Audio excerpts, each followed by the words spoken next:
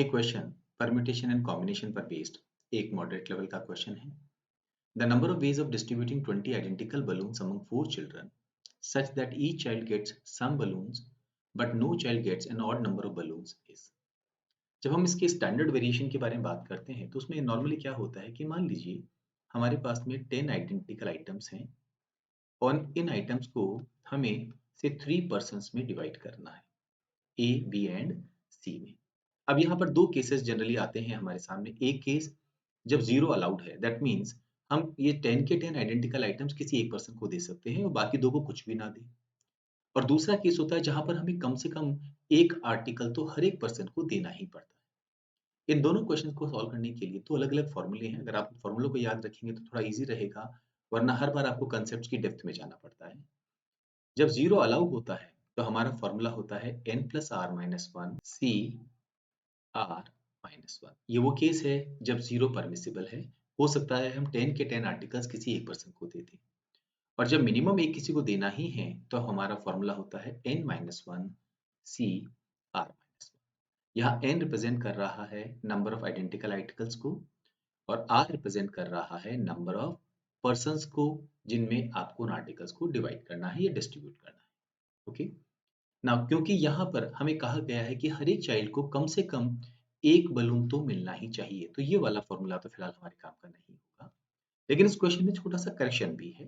Correction ये है कि a plus b plus c plus d, अब हमारे पास 4 चिल्ड्रन हैं और आर्टिकल्स कितने हैं 20। पर एक शर्त जोड़ दी गई है कि किसी भी चाइल्ड को ऑड नंबर ऑफ बलून्स नहीं मिलने चाहिए। तो क्या हम ये कह सकते हैं कि हर एक चाइल्ड को इवन नंबर ऑफ बलून मिलना चाहिए? तो यहाँ पर एक काम करते हैं, a को मिले हैं लेट अस से 2a बलून्स, b को मिलने हैं 2b बलून्स, c को 2c और d को 2d बलून्स। यहाँ a, b, c और d ये नेचुरल नंबर है क्योंकि मिनिमम इनको हम वन वैल्यू असाइन करेंगे। अब अगर हम a, b, c, d को चाहे इवन वैल्यू असाइन करें या ऑड वैल्यू असाइन करें, 2 से मल्टीप्लाई करते ही वो नंबर इवन हो जाएगा। तो इस इक्वेशन को थोड़ा और सिंप्लीफाई कर लेते हैं। a plus b plus c plus d is equal to 10। और अब हम इस क्वेश्चन का आंसर इस फॉर्मूले का इस्तेमाल करके आसानी से कर सकते हैं, क्योंकि 10 आइडेंटिकल आर्टिकल्स हैं, हमें इनको 4 पर्सन्स में बांटना है, हर एक के हाथ में एक आना चाहिए कम से कम। तो इमीडिएटली हम फॉर्मूला यूज करेंगे 10 माइनस वन सी 4 माइनस वन, तो ये हो जाएगा 9c3।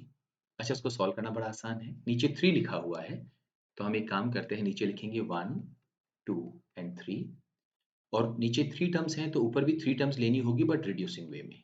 So 9 8 and 7, 3 goes into 9 3 times, 2 goes into 8 4 times, 12 into 7 84। ये हमारे इस क्वेश्चन का आंसर होगा। अगर आपको फॉर्मूले नहीं आते हैं तो थोड़ा सा आपको लॉजिक पर यहाँ फोकस करना होगा कि 10 आइटम्स हैं, एक तरह से आप यहाँ पे ये मत माने कि 20 बलून्स हैं, 10 बलून्स को आपको 4 पर्सन्स में बांटना है और वो सारे के सारे आइडेंटिकल हैं। So this is 4 5 6 7 8 9 and 10। ये 10 आइडेंटिकल बलून्स मान लीजिए, 4 पर्सन्स में बांटना है तो हम एक काम करें, 3 पार्टीशंस का हम इस्तेमाल कर लें। जैसे कि ये एक पार्टीशन है, ये एक पार्टीशन है और ये एक पार्टीशन। इन 3 पार्टीशंस की पोजीशन के हिसाब से ये डिसाइड होगा कि ए को कितने बलून मिलेंगे, बी को कितने, सी को और डी को कितने। ना, अगर हमने यहाँ पर इस पोजीशन की बात करते हैं तो यहाँ पर ए को मिलेंगे 2 बलून, बी को 3, सी को 2 और डी को 3। लेकिन अगर हम इसी पार्टीशन को यहाँ से उठा के यहाँ लिख दें और इस पार्टीशन को लेटर से यहाँ से उठा के यहाँ लिख दें, तो अगेन अब हमारे पास एक नया सोल्यूशन आ जाएगा 2 5 1 2। तो ये सारा जो अरेंजमेंट है वो इस बात पे डिपेंड करता है कि इन पार्टीशन की पोजीशंस कहाँ पे हम कर सकते हैं। क्या हम इन पार्टीशंस को यहाँ से यहाँ अरेंज कर सकते हैं, किसी भी एक पार्टीशन को नहीं कर सकते। अगर ऐसा किया तो एक्सट्रीम लेफ्ट यानी ए के पास में 0 बलून आ जाएगा। सो अब इस क्वेश्चन में क्या है, हमें ये 3 पार्टीशन क्यों चाहिए, क्योंकि 4 पर्सन है। 3 पर्सन होते तो 2 पार्टीशन, 2 पर्सन होते तो 1 पार्टीशन। तो ये जो 3 पार्टीशंस है इन्हें हमें प्लेस करना है। क्या हम इनको प्लेस कर सकते हैं? हम इनको इस क्रॉस के आउटसाइड में प्लेस नहीं कर सकते हैं, तो इनको प्लेस करने के लिए हमारे पास 1 2 3 4 5 6 7 8 एंड 9 पोजीशंस हैं। इन 9 पोजीशंस में से हमें सेलेक्ट करनी है 3 पोजीशंस जहां पर हम इन पार्टीशंस को प्लेस कर सकें।